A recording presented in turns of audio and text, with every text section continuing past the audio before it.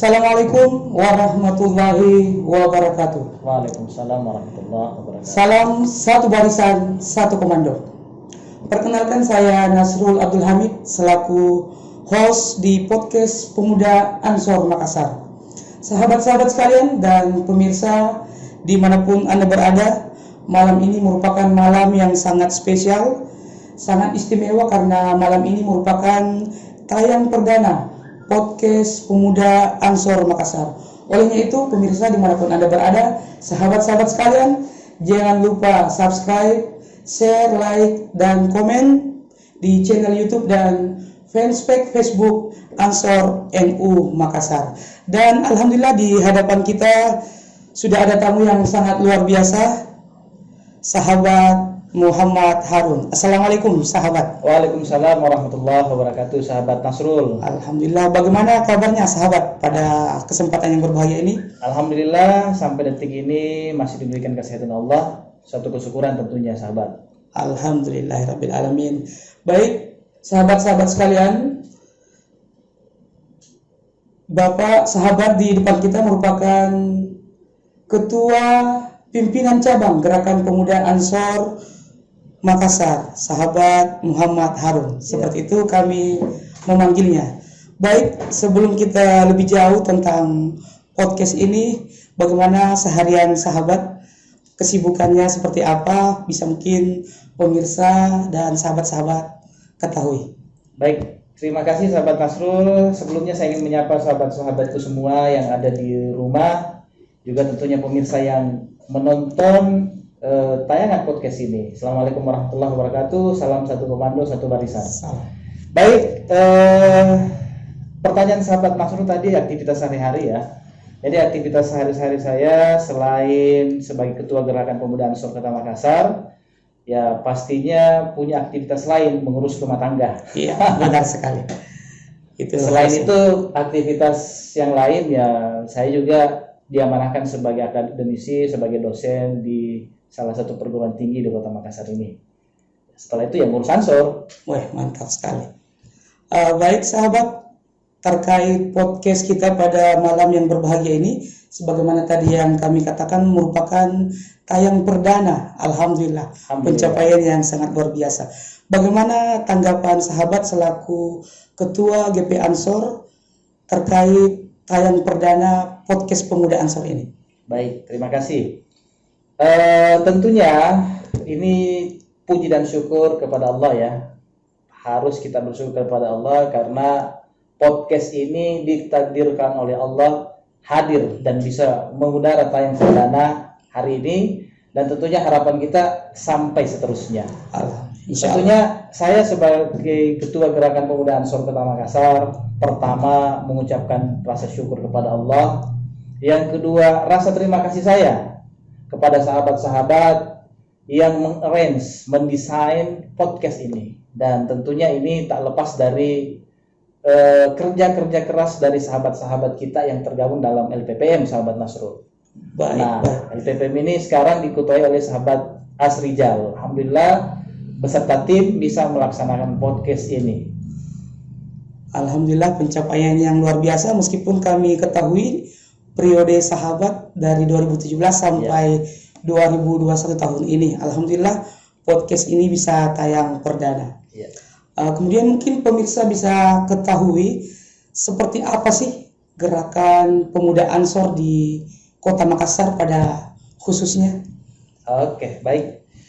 Kalau berbicara tentang Gerakan Pemuda Ansor, saya yakin dan percaya sahabat-sahabat semua, juga mungkin teman-teman yang menonton atau pemirsa yang menonton podcast ini sudah tahu tentang Gerakan Pemuda Ansor.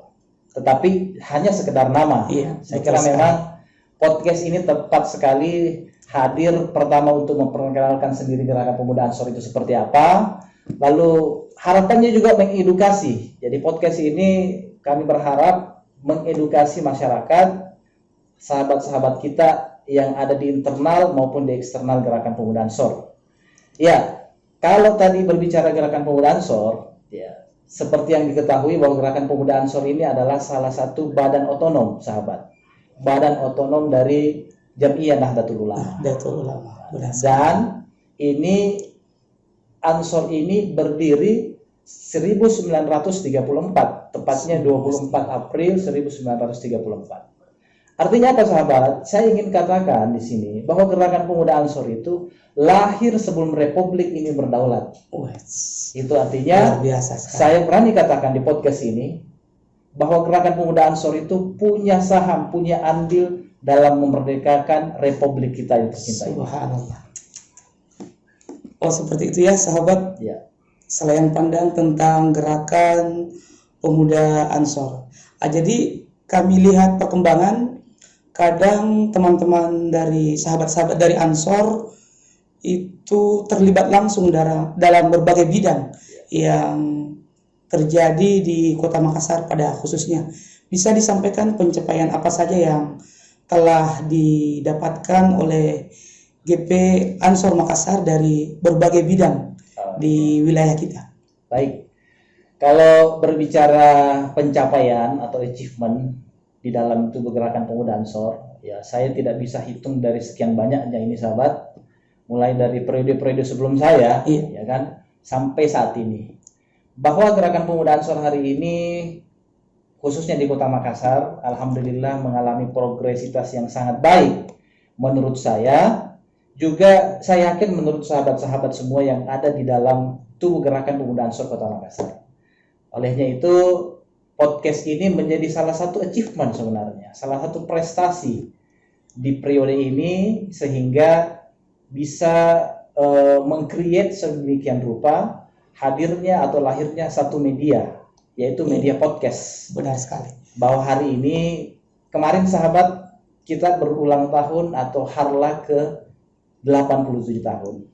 Salah satu tagline dari harlah kita adalah media juang atau transformasi media juang. Artinya apa? Bahwa media juang kita ini bukan hanya berkutat pada wilayah kemasjidan, artinya di darat, tetapi juga harus merambah di dunia digitalisasi. Salah satunya ya podcast ini. Oh ya, benar sekali sahabat, karena kita lihat perkembangan apalagi di tengah pandemi ini sejak 2019 sistem pendidikan kita di Indonesia itu kebanyakan melalui jaringan. Jadi mungkin hadirnya podcast ini bisa merambah dakwah dunia digital, atau seperti apa menurut pandangan sahabat tentang dampak pandemi ini terkait podcast kita? Iya. Baik, memang tentunya kita semua dalam suasana berduka ya. Berduka dalam hal ini kita berjalan 2 tahun ini kita berada pada kondisi pandemi atau wabah COVID-19. Tetapi lagi-lagi sebagai anak muda NU tidak boleh dibatasi oleh pandemi yang terjadi hari ini. Makanya ikhtiar kita di gerakan pemuda Ansor salah satunya menyentuh atau merambah pada dunia digitalisasi, dalam hal ini podcast. Seperti yang sahabat Nasrul sampaikan tadi, bahwa hampir semua bidang hari ini memang melalui via digital, ya kan? Kita belajar, anak-anak belajar, mahasiswa belajar, bahkan kerja pun melalui online, via daring. Nah, itu kondisi yang memang harus kita ejawantahkan. Salah satu bentuk pengejawantahan kita, ya, kita melakukan proses pencerahan. Kalau saya, bukan hanya sekedar berdakwah seperti orang tua kita di NU, kiai-kiai kita di NU melalui mimbar-mimbar masjid, tetapi gerakan pemuda Ansor karena ini anak muda sahabat, maka harus bisa lebih progresif, harus bisa lebih inovatif dalam proses dakwanya. Yang pertama, proses pencerahannya, dan proses edukasinya. Jadi bukan cuma dakwah saja, tetapi gerakan pemuda Ansor ini harus menyentuh kalangan anak muda, atau yang biasa kita sebut hari ini milenial. Kalangan milenial. Oke, baik. Tadi yang kami sampaikan bahwa masa jabatan sahabat itu sampai tahun ini 2021. Menurut sahabat, di tubuh GP Ansor Makassar itu sendiri, apa sih yang harus dikembangkan lagi untuk periode-periode kedepannya? Iya. Ya, tentunya kalau berbicara periodisasi, betul yang sahabat sampaikan, periode saya ini tahun 2017 sampai tahun 2021. Itu berarti tahun ini menjadi tahun bukan berakhir kalau saya mengatakan ya. Mungkin di masa jabatan sebagai Iya, pimpinan. iya, betul. Tahun masa hikmat. Iya, masa hikmat benar sekali. di Gerakan Pemuda Ansor. Nah, kalau kami melihat, saya selaku Ketua Gerakan Pemuda Ansor melihat bahwa pencapaian 3 tahun terakhir ini, alhamdulillah sangat bagi saya pribadi sudah cukup memuaskan, tetapi pasti masih ada hal-hal yang perlu kita perbaiki sana sini. Nah, misalkan kita baru memulai program ini, nah, harusnya sebenarnya program ini kita mulai dari 2 tahun sebelumnya. Tetapi ya karena satu dan lain hal, sahabat-sahabat yang lain juga punya kesibukan yang lain, punya aktivitas yang lain, sehingga podcast ini, program seperti ini yang di bawah naungan LPPM baru bisa terlaksana hari ini. Setidaknya bahwa program kaderisasi selama 3 tahun terakhir ini itu alhamdulillah menunjukkan progresivitas yang sangat positif sekali. Karena insya Allah bulan depan ini kita melakukan kaderisasi lagi, sahabat.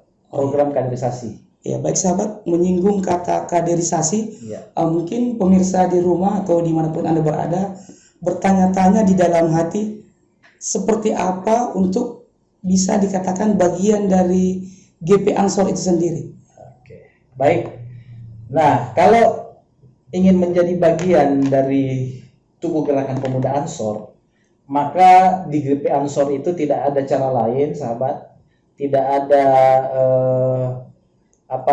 metode lain selain mengikuti program kaderisasi. Oh, harus ikut kaderisasi. Harus ikut kaderisasi. Jadi tidak ada kader-kader yang tiba-tiba langsung jadi kader tanpa melalui proses kaderisasi, atau kalau di Gerakan Pemuda Ansor menyebutnya diklat terpadu dasar, atau ada namanya PKD, pelatihan kepemimpinan dasar, ada namanya PKL, pelatihan kepemimpinan lanjutan. Untuk jenjang selanjutnya. Betul sekali, sahabat. Jadi syarat utama untuk bergabung dalam Gerakan Pemuda Ansor ini ya harus melalui jenjang kaderisasi. Oh ya, harus ikut pengkaderan. Harus ikut pengkaderan. Benar sekali. Jadi pemirsa di rumah dan dimanapun berada, sahabat-sahabat sekalian, seperti yang dikatakan oleh sahabat ketua, untuk menjadi bagian di tubuh Ansor, yang utama, syarat yang utama adalah ikut pengkaderannya. Betul. Baik melalui DPD maupun melalui PKD. Kami ketahui bahwa sebelum juga mungkin bergabung dengan GP Ansor, sahabat Muhammad Harun ada pengalaman organisasi sebelumnya. Mungkin bisa disampaikan ke pemirsa seperti apa pengalaman organisasi sahabat Muhammad Harun sebelum menjadi pimpinan di Gerakan Pemuda Ansor Makassar. Baik, terima kasih sahabat Nasrul. Ya, ini kita flashback lagi nih. Kita flashback ke belakang. Tetapi flashback kita ini untuk mengarah ke depan. Insyaallah. Jadi saya sebelum bergabung di Gerakan Pemuda Ansor bisa dikatakan cukup aktif dalam dunia organisasi semenjak saya masih berstatus sebagai mahasiswa. Ya, dari mahasiswa saya bergabung di Pergerakan Mahasiswa Islam Indonesia (PMII), lebih tepatnya di PMII Rayon Fakultas Sastra Universitas Muslim Indonesia. Oh, Universitas Muslim Indonesia Makassar ya. Makassar, betul. Jadi dikatakan pengalaman organisasi, saya berani katakan bahwa PMII inilah yang banyak menempa saya. Saya berdialektika di dalam PMII ini cukup lama, mulai dari pengurus rayon, dari anggota biasa, pengurus rayon, sampai akhirnya tahun 2005 itu diamanahkan sebagai pengurus cabang. 2005 sebagai pengurus cabang PMI cabang Kota Makassar. Nah, setelah itu berproses, selesai kuliah, berproses kerja. Saya waktu itu tidak langsung gabung di Gerakan Pemuda Ansor. Saya selesai kuliah itu 2006, ya kan? Setelah itu saya tidak langsung bergabung dalam Gerakan Pemuda Ansor. Tetapi interaksi dengan sahabat-sahabat di Ansor itu sudah sering. Iya. Karena pada saat itu kan senior-senior kita ini banyak di Ansor, berkiprah di Ansor. Karena bisa dikata bahwa sahabat-sahabat senior yang di PMI ini setelah selesai ber-PMI beransor. Jadi hubungan emosional itu berlangsung sedemikian rupa, berjalan. Berarti ada semacam jenjang dari mahasiswa melalui PMII-nya dan pemuda di GP Ansornya. Ya? Betul sekali. Nah, kalau berbicara tentang periodisasi jenjang kaderisasi, maka sebenarnya dari PMII ataulah kalau kita berbicara tingkat kaderisasi di NU ya, karena kita yang anak muda NU, maka yang paling awal itu ya ada namanya IPNU, IPPNU, Ikatan Pelajar maaf. Ya, Ikatan Pelajar Putra Ikatan Pelajar Nahdlatul Ulama. IPPNU Ikatan Pelajar Putri Nahdlatul Ulama. Itu tingkat pelajar. Lalu masuk ke jenjang selanjutnya di PMII, ya, Pergerakan Mahasiswa Islam Indonesia di tingkat mahasiswa. Setelah itu masuklah pada wilayah pemuda, dalam hal ini Gerakan Pemuda Ansor sebagai badan otonom di NU. Jadi saya tidak langsung pada saat itu saya tidak langsung bergabung di Ansor.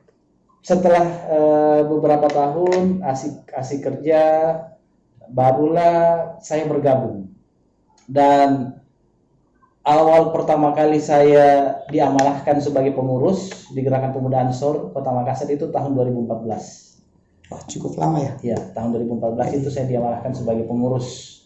Artinya pengurus yang terlibat langsung dalam proses kaderisasi di GP Ansor mulai 2014. Jadi kalau saya mau simpulkan dari pencapaian 2014 itu sampai sekarang 2021 itu saya bisa katakan ya insya Allah progresnya sangat-sangat baik.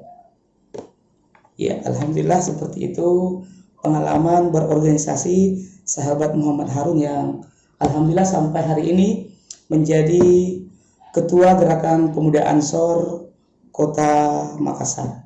Jadi menyinggung sedikit tentang Nahdlatul Ulama dan tentang dinamika yang viral belakangan ini. Salah satu ulama Nahdlatul Ulama yakni yang akrab kita sebut Gus Miftah. Baru-baru ini beliau melakukan orasi kebangsaan di salah satu peresmian gereja. Namun tidak sedikit yang mencibir apa yang dilakukan oleh Gus Miftah. Menurut sahabat Muhammad Harun, seperti apa orasi kebangsaan tersebut dan bagaimana menjelaskan kepada ya bisa dikatakan para pembenci? Seperti apa sahabat? Baik, ini memang yang lagi viral ya. Iya. Jadi kalau berbicara tentang komentar-komentar di luar sana, tentunya memang banyak pro dan kontra. Iya, kalau berbicara tentang orasi kebangsaan yang dilakukan oleh Gus Miftah kemarin di gereja ya tepatnya kan. Nah memang dalam iklim demokrasi seperti yang saat ini kita rasakan, bahkan di dalam tubuh Jam'iyah Nahdlatul Ulama sendiri, perbedaan pendapat itu adalah suatu hal yang lumrah sebenarnya, yang sah-sah saja sebenarnya. Jadi kalau saya beranggapan ada yang setuju dan tidak setuju dengan Gus Miftah orasi kebangsaannya, itu wajar-wajar saja.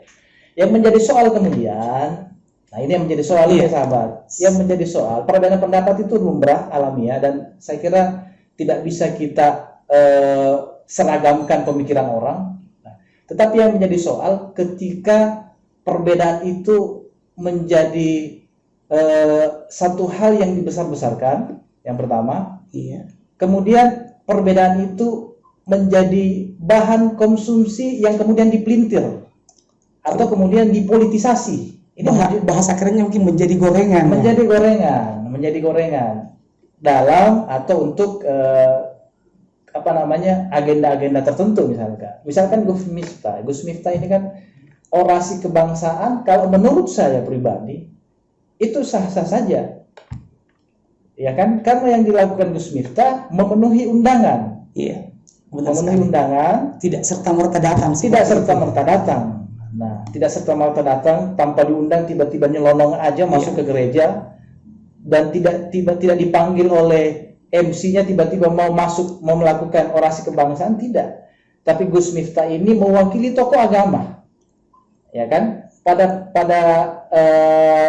kehadiran Gus Miftah itu, selain Gus Miftah, ya ada Pak Gubernur kan, lalu kemudian ada juga tokoh-tokoh agama yang lain. Nah, Gus Miftah lah kemudian didaulat untuk melakukan orasi kebangsaan, bukan ceramah agama. Ya, benar sekali. Bukan ceramah agama, bukan ceramah tentang rukun iman, rukun Islam, bukan. Tetapi orasi kebangsaan yang sifatnya itu mengajak persatuan dalam bingkai negara kesatuan Republik Indonesia. Ya, karena sebagaimana kita ketahui bahwa kita negara yang berbineka tunggal ika. Betul sekali. Berbeda-beda tetapi satu. Baik sahabat, satu lagi Ya. terkait keadaan negara kita. Ya, jadi kita tidak usah terlalu jauh-jauh di Indonesia, kita khusus di Makassar saja. Ya. Belakangan ini, ya siapa sih yang tidak kangen pulang kampung, apalagi di suasana Lebaran seperti ini, Betul. Idul Fitri seperti ini. Namun di sisi lain dari dampak pandemi ada pelarangan mudik. Bagaimana menurut sahabat tentang pelarangan mudik ini?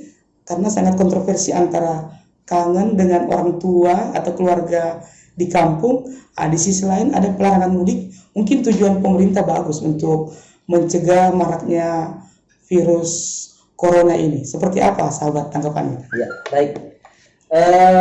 Memang ini menjadi, selain Gus Miftah tadi ya, larangan mudik ini kemudian menjadi viral juga, bahkan menjadi bahan gorengan juga di luar sana.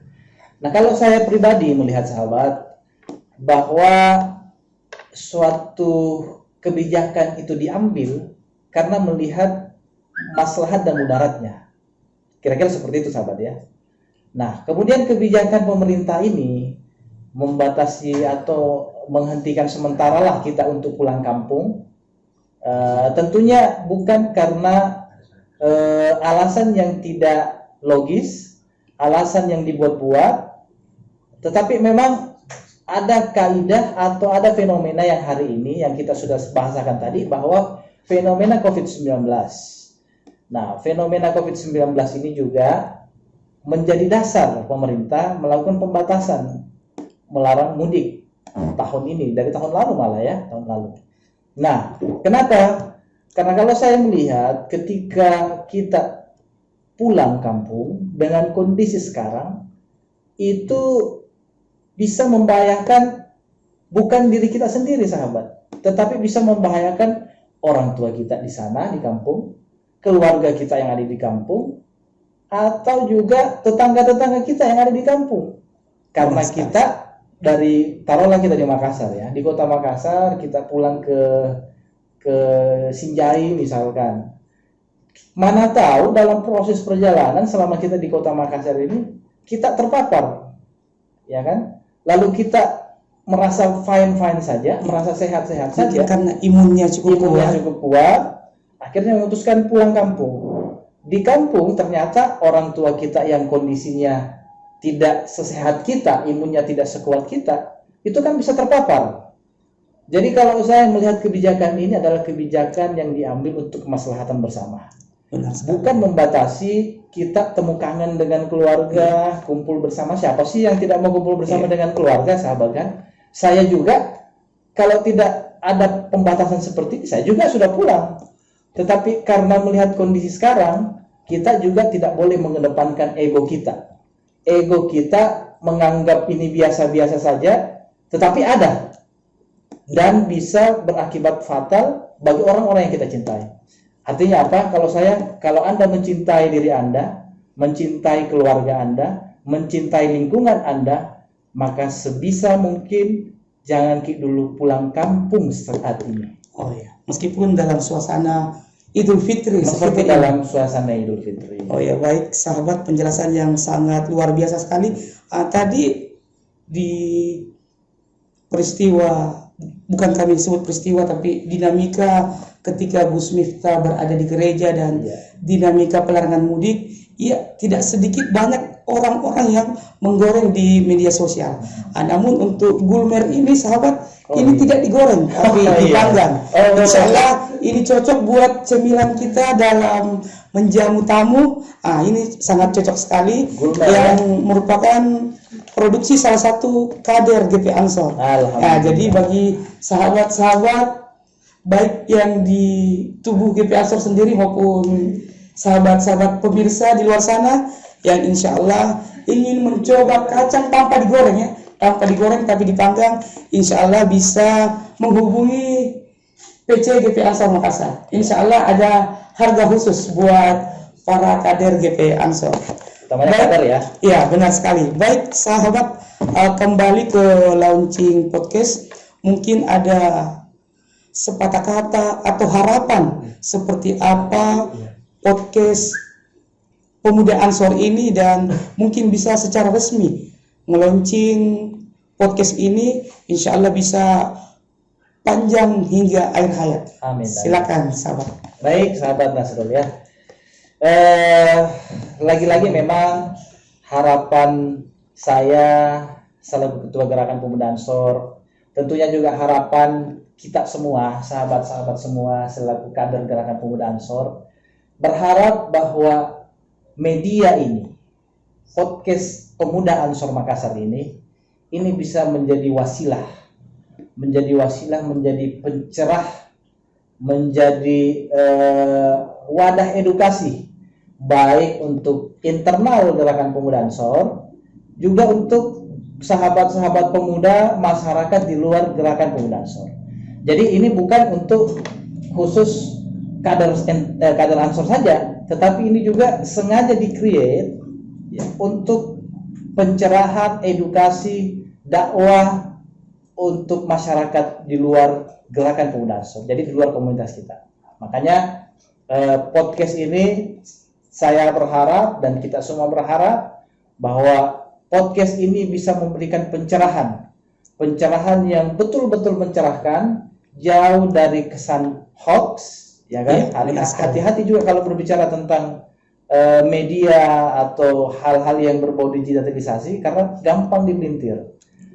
Saya berharap bahwa podcast ini jauh dari kesan hoax, tidak memihak ke salah satu, ya misalkan kalau di pilkada ke depan tiba-tiba menjadi bahan atau media bahan kampanye tidak ya, tetapi podcast ini sedapat mungkin bisa bebas, merdeka, dan tentunya masih dalam satu barisan, satu komando dalam Gerakan Pemuda Ansor. Selain juga menginformasikan agenda-agenda Ansor. Iya, benar sekali. Mungkin bisa juga ke Jam'iyah Nahdlatul Ulama. Bisa juga di Jam'iyah Nahdlatul Ulama. Jadi podcast ini sahabat-sahabat bisa juga harapan saya bukan hanya internal saja, di internal kita yang menjadi narasumbernya nanti ke depan, bisa juga di luar kita. Yang paling penting, siapapun narasumbernya itu bisa mengedukasi, bisa memberi pencerahan. Seperti sekarang misalkan lagi maraknya entrepreneur muda. Iya, ya benar kan? sekali. Lagi marak-maraknya entrepreneur muda. Nah, kalau kemudian satu sesi lagi atau sesi-sesi selanjutnya ada perbincangan di podcast kita terkait entrepreneur, maka silahkan sahabat-sahabat LPPM ini, tim podcast Ansor Pemuda Makassar ini mengundang orang yang saya kira kompeten, memiliki kompetensi, kapabilitas dalam bidang entrepreneur. Tidak mesti kader saya kira. Jadi bisa menjadi personal branding bagi kader kita sendiri maupun dari Jam'iyah Nahdlatul Ulama itu sendiri. Betul sekali. Ya mungkin dengan ucapan Bismillahirrahmanirrahim bisa baik. Meneruskan amanah dari sahabat Nasrul, juga sahabat-sahabat LPPM yang dengan kerja kerasnya hari ini bisa tayang perdana sekaligus launching dari podcast Gerakan Pemuda Ansor Kota Makassar.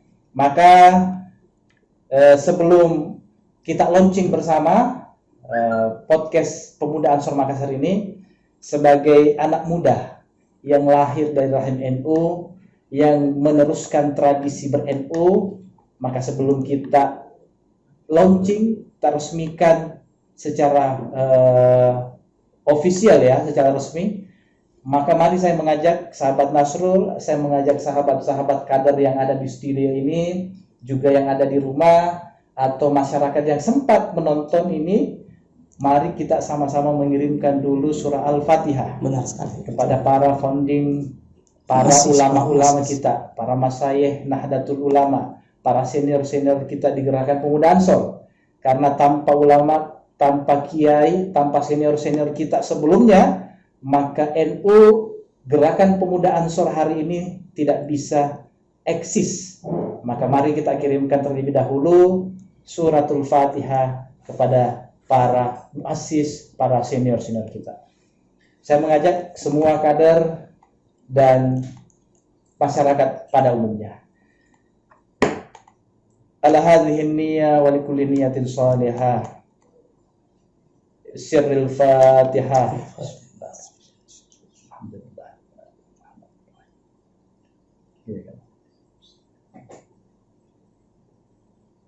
Surah.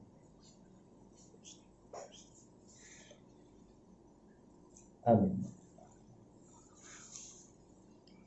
Baik, selanjutnya mari kita mengirimkan lagi, kita membacakan doa untuk podcast ini, untuk kader-kader kita semua, sahabat-sahabat Gerakan Pemuda Ansor, supaya perjalanan podcast ini, perjalanan kita sebagai kader Gerakan Pemuda Ansor masih diberikan berkah di dalam naungan Aswaja Ahlus Sunnah wal Jamaah Nahdiyah. Maka sebelum kita buka, kita resmikan podcast ini, mari kita baca lagi surah Al-Fatihah untuk kita khususkan kepada kader-kader kita dan program podcast Pemuda Ansor Makassar. Ala hadhihi sirril Fatihah. Alhamdulillah. Ya kan. Surah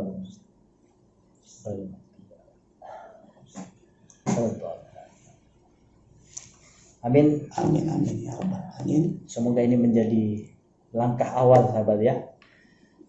Dan mari sama-sama sahabat Nasrul dengan mengucapkan Bismillahirrahmanirrahim. Maka podcast Gerakan Pemuda Ansor Kota Makassar dengan ini kami resmikan dengan membaca Bismillahirrahmanirrahim. Bismillahirrahmanirrahim.